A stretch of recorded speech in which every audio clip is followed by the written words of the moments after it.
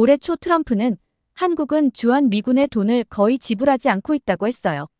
트럼프는 마치 빌려준 돈을 빨리 갚으라는 대부업자처럼 주한미군 철수 또는 감축 가능성을 시사하고 있습니다. 50억 달러 약 6조 8천억을 주지 않으면 철수하겠다는 횡포를 부리고 있는데요.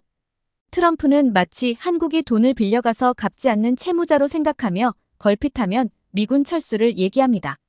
트럼프 전 미국 대통령은 최근 타임지와의 인터뷰에서 주한미군 철수를 강하게 시사하며 논란을 일으켰지요.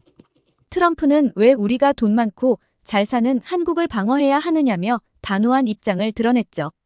그의 발언은 동북아시아의 안보 지형을 뒤흔들고 있으며 국제사회에 큰 파장을 일으키고 있습니다. 트럼프는 주한미군 철수 가능성에 대한 질문에 위험한 위치에 4만 명의 미군이 있는데 왜 우리가 부유한 나라인 한국을 방어해야 하느냐며 말도 안 된다고 단언했어요.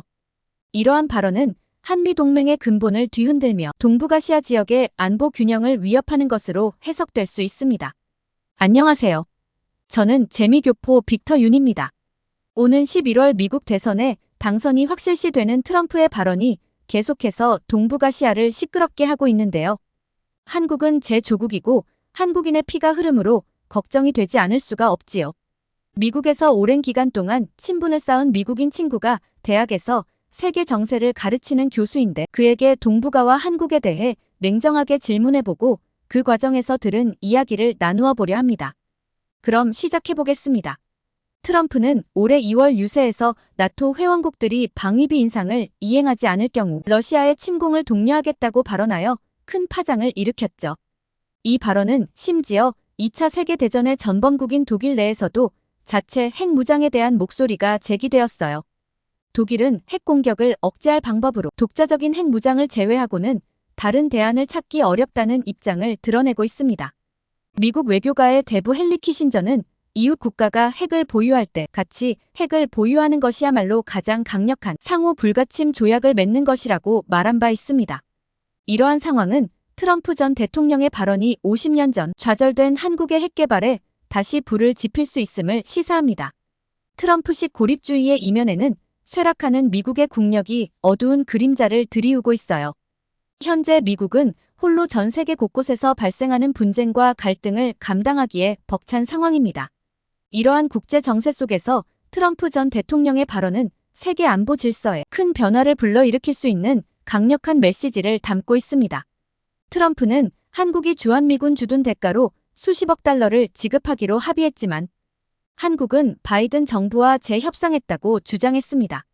타임지는 이러한 발언을 트럼프 전 대통령이 주한미군 철수 가능성을 암시한 것으로 해석했습니다.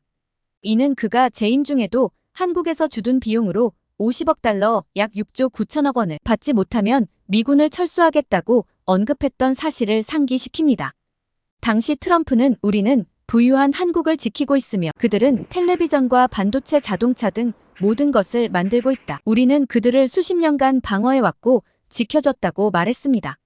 트럼프는 마치 미국이 한국을 지켜줬기 때문에 잘 먹고 잘 산다라고 생각을 하고 있는 겁니다. 또 다른 일각에서는 트럼프가 사업가 출신이고 워낙 돈에 관해 민감하며 무조건 자신과 미국의 이익을 얻기 위해 힘의 논리를 앞세워 한국을 겁박해 돈을 받으려는 심리전을 펼치고 있다 했습니다. 사실이든 아니든 그게 중요한 게 아니죠. 트럼프의 말대로 한국은 매번 미국과 미군 주둔에 관해서 협의를 해야 하고 그 과정에서 스트레스를 받을 수밖에 없는데요. 하지만 미국 국방수권법에 따르면 대통령이 임의로 주한미군 규모를 줄일 수 없다고 합니다. 현재 28,500명의 주한미군이 주둔하고 있는데요. 트럼프의 발언은 주한미군 주둔 비용을 대폭 인상하려는 의도로 해석됩니다. 이는 단순한 협상 전략을 넘어 한국에 대한 방위비 분담 압박을 극대화하려는 의도로 보입니다. 이러한 압박은 내년 말에 종료되는 방위비 분담금 협정의 조기 협상을 요구하게 만들 가능성이 큽니다. 한미 양국이 새로운 주한미군 방위비 협상을 타결하더라도 트럼프 전 대통령이 대선에서 승리할 경우 다시 협상을 요구할 가능성이 있다는 우려가 제기되고 있습니다. 이 상황은 한미 관계뿐만 아니라 동북아시아 전체의 안보에 심각한 영향을 미칠 수 있는데요. 트럼프 전 대통령의 정책이 현실화될 경우 한국은 독자적인 방위 능력 강화를 위해 막대한 군비 증강과 더불어 국제사회와의 협력을 더욱 강화해야 한다고 합니다. 이는 한국뿐만 아니라 전 세계가 주목하는 중요한 사안으로 국제 정세에 대한 냉철한 분석과 단호한 대응이 요구됩니다. 트럼프의 발언은 한미 동맹의 존속 여부와 미래를 불투명하게 만들고 있으며 한국은 이에 대한 전략적 대응을 고민해야 할 시점에 놓여 있습니다. 예전 2019년 2월 트럼프는 한국에 전화 몇 번으로 5억 달러를 얻어냈다고 했습니다. 왜 전에는 이렇게 내지 않았냐고 물어보니까 아무도 그렇게 요구하지 않았다고 하며 자신의 협상력을 자랑스럽게 생각을 하고 있다고 했지요. 트럼프는 분담금은 무조건 자신이 생각한 기준으로 많이 받아야 한다고 생각을 하는 모양입니다. 당시 트럼프는 이런 방위비 분담에 집착을 심하게 했기에 한국에서 주한미군이 용병이냐는 비판이 아주 들끓었다고 합니다. 기사를 보니 주한미군이 용병이냐고 에스퍼 장관에게 물어보니 무슨 소리냐? 미국이 왜 용병이냐며 말도 안 되는 소리를 한다는 식으로 어이없어 했다고 합니다.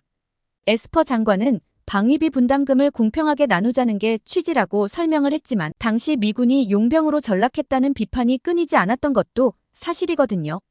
당시 한국은 트럼프의 미국과 어떤 협상을 했냐면 협상을 하는데 서로 기대하는 액수가 너무 커서 결국 협상에 타결하지 못했습니다. 결국 정권이 바뀌고 바이든이 들어오고 난 뒤에 방위비 분담금 협상을 타결을 할 수가 있었는데요. 13.9% 오른 액수 6년간 1조 1833억 원이고 유효 기간은 25년 말까지라고 합니다.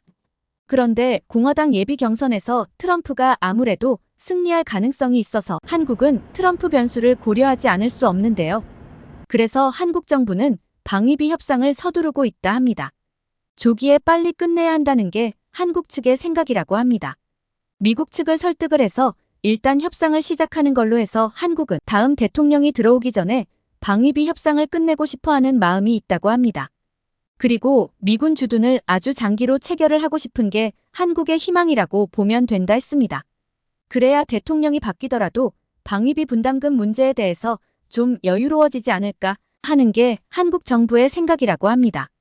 하지만 트럼프는 상상하지 못한 일을 내지르는 인물이죠. 그러면서 상대를 마구 흔드는 성격입니다. 트럼프는 태어나기를 금수저가 아니라 다이아몬드 수저로 태어났고 성장 과정에서부터 자기가 하고 싶은 대로 무조건 하는 고집불통이죠. 감정 변화도 매우 심해서 금방 좋았다가 화를 냈다가 보통 사람이 트럼프를 이해하기는 불가능할 정도로 감정 기복이 매우 심한 사람입니다. 분명 트럼프는 나는 방위비 협상 그거 잘 모르겠고 바이든과 협상은 자신이 한 게 아니니까 무조건 다시 해야 한다며 억지를 부릴 가능성이 있습니다. 조폭이나 깡패도 아닌데 약속을 뒤집기를 할 수 있나? 미국인들은 신용을 중시하지 않냐고 반문을 할 수 있지만 어디까지나 약자의 하소연에 불과합니다.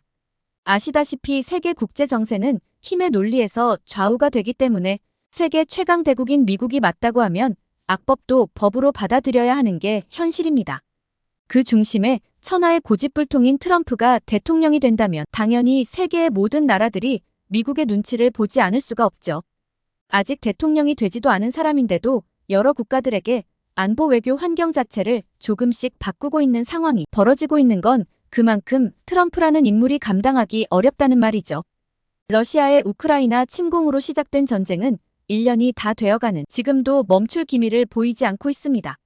외신은 물론 한국 언론도 전쟁의 원인을 분석하고 경과를 전하고 있는데 일부 언론은 우크라이나가 세계 3위 핵 보유국이었다는 점에 주목하며 핵포기 선언이 러시아의 침공을 불러왔다는 분석을 내놓고 있습니다. 이 주장은 한국도 북핵 대응 차원에서 독자적인 핵 무장을 해야 한다는 결론으로 이어지고 있습니다. 우크라이나가 핵 보유국이었다면 애초에 침략을 당하지 않았을 것이라는 주장이 힘을 얻고 있습니다. 이는 북핵 위협에 실질적인 군사적 대비를 하지 않는다면 이는 안보를 포기하는 것에 다름없다는 경고로 받아들여집니다. 평화를 지키기 위해서는 북핵과 동등한 억제력을 확보하는 수밖에 없다고 단언하며 다른 논의는 현실 회피와 눈속임에 불과하다는 비판도 나오고 있습니다. 이러한 억제력은 사실상 한국의 핵 무장을 의미합니다. 미국의 확장 억제 전략이 북핵을 막는다고 하지만 국제 정치에는 영원한 적도 우방도 없다는 점을 강조하며 한국에서 가장 긴박한 과제는 나토형 핵 공유나 자체 핵 무장이라는 주장이 설득력을 얻고 있습니다. 1945년 원자폭탄이 투하된 일본 히로시마와 나가사키의 생지옥과 같은 참상을 상기시키며 핵무기는 일본을 무조건 항복하게 만든 압도적인 위력이라고 설명합니다. 21세기의 핵전쟁은 결코 불가능한 시나리오가 아니라며 핵선제 공격 권리를 무한대로 확장한 북한이 한국을 겨냥해도 우리는 강 건너 불 보듯 태평하다는 비난도 이어집니다. 미국은 한국을 위해 자국민 목숨을 걸고 북한과 핵전쟁을 하지 않을 것이라는 냉혹한 현실 인식도 중요합니다. 미국의 핵우산이나 전략 자산 전개가 북한을 억제하기보다는 한국이 핵 개발을 하지 않도록 달래는 용도로 변질되었다는 주장도 제기됩니다. 푸틴의 핵 공격을 막는 방법은 미국이 우크라이나에 핵을 제공하겠다고 경고하는 것이며 북한의 핵을 막는 방법도 하나밖에 없다고 합니다. 즉, 미국이 한국에 핵을 제공하는 것이 북핵을 막는 유일한 방법이라고 주장합니다. 아시아 군사 전문가는 미국이 한국에 핵을 제공해야 한다고 주장합니다. 그러나 다른 전문가는 한 발 더 나아가 한국이 자체 핵을 가져야 한다고 주장합니다. 북한의 핵은 기정사실화되고 한국은 그 그늘에서 공포를 안고 살아야 하는 핵 노예 신세를 영원히 벗어날 수 없다며 한국이 핵을 갖겠다고 하는 것은 핵 굴종 사태를 면하기 위한 그야말로 핵방어용 혹은 핵억지용 핵의 의미라고 말합니다.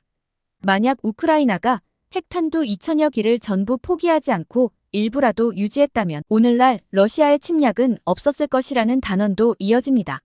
러시아 우크라이나 전쟁 발발 이후 우크라이나 핵 보유국 지위 상실을 러시아 침공의 주요 원인으로 지목하며 일관되게 한국 핵무장이 북핵 위협에 대응하기 위한 유일한 카드라고 주장합니다.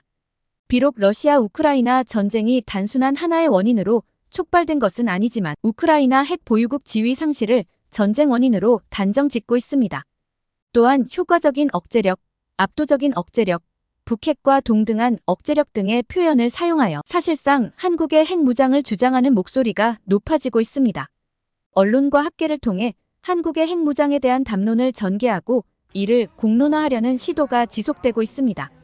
그리고 핵은 쓰기 위해서가 아니라 쓰지 않기 위해 필요하다는 궤변까지 제기되고 있습니다. 이와 같은 주장은 국제사회의 주목을 받고 있으며 한국은 이제 자주 국방의 길을 선택할 것인지 아니면 기존의 방위 체제 하에서 북핵 위협에 대응할 것인지 중대한 결단을 내려야 할 시점에 서 있습니다.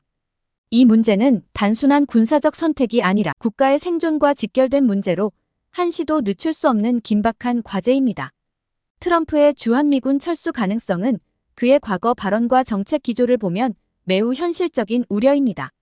트럼프는 부유한 한국을 왜 방어해야 하느냐는 입장을 고수하며 방위비 분담금을 대폭 인상하지 않으면 미군을 철수하겠다고 반복적으로 언급해왔습니다.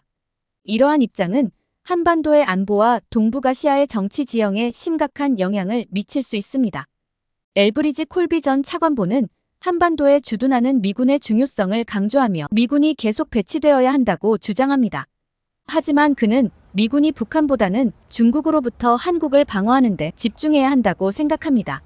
북한은 한국만큼은 아니지만 상당한 군사력을 보유하고 있기 때문에 한국이 재래식 군사력 면에서 1차적인 책임을 져야 한다고 합니다. 콜비는 한국이 올바른 수준의 국방비를 지출하고 한반도에 있는 미군을 적절히 지원하는 것이 매우 중요하다는 트럼프의 입장을 지지합니다. 그는 한국이 일본이나 타이완과 달리 강력한 군사력과 방위 산업을 보유하고 있다는 점을 강조합니다. 콜비는 한미 상호방 위조약이 미국이 모든 군사력을 한국 방어에 투입해야 한다는 내용을 포함하지 않으며 미국은 원조나 지원을 제공한다고만 명시하고 있다고 지적합니다.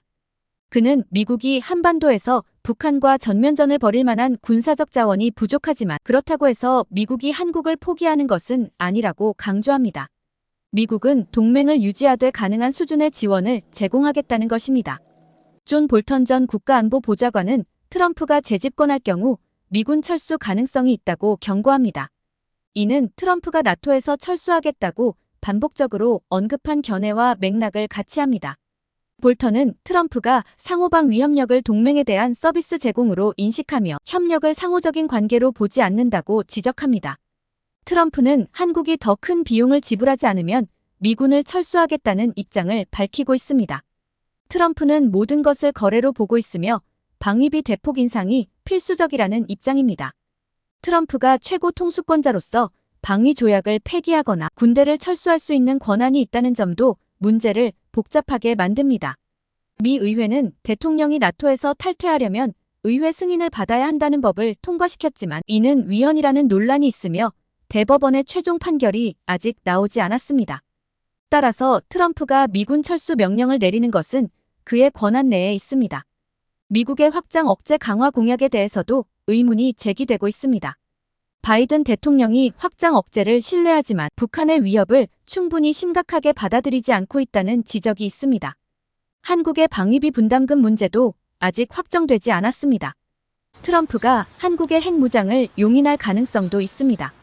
아시아에서 미국의 핵 비확산 정책은 실패했으며 한국과 타이완의 핵무기 보유를 막는 데는 성공했지만 북한과 중국에 대해서는 실패했습니다. 두 나라는 실제로 핵무기를 보유하고 있기 때문입니다. 미국은 동맹국인 한국에 대한 확장 억제력에 대한 신뢰가 떨어지고 있는 상황에서 비확산 정책을 추구하는 것이 어렵습니다. 존 볼턴은 일본이나 한국이 독자적인 핵능력을 가질 필요는 없지만 북한으로부터 직면한 위험을 고려할 때 미국 핵무기를 한반도에 재도입할 여지는 있다고 봅니다. 이는 한국의 안보 상황을 더욱 복잡하게 만들며 국제사회에서 한국의 군사적 입지와 전략을 재고해야 할 필요성을 강조합니다. 이제 한국은 올 연말 거의 확실하게 집권이 유력한 트럼프이기에 철저하게 준비를 해야 한다고 합니다. 트럼프는 조금만 허점이나 약한 모습을 보이면 무차별적으로 찍어 눌러버린다고 합니다. 미국은 예전의 지구방위대의 정의로운 가면을 더 이상 쓰지 않습니다. 왜냐면 지금은 자국의 이익을 위해 체면 따위를 생각하지 않고 오로지 돈이나 이익이 된다면 오랜 우방도 생각하지 않기 때문이죠. 하지만 저는 제 조국 한국을 믿습니다. 수천 년간 외세의 침입을 겪어도 여전히 모든 어려움을 극복하고 코리아 하면 모든 나라가 가고 싶어하는 멋진 나라이기 때문입니다. 시청해주셔서 감사합니다.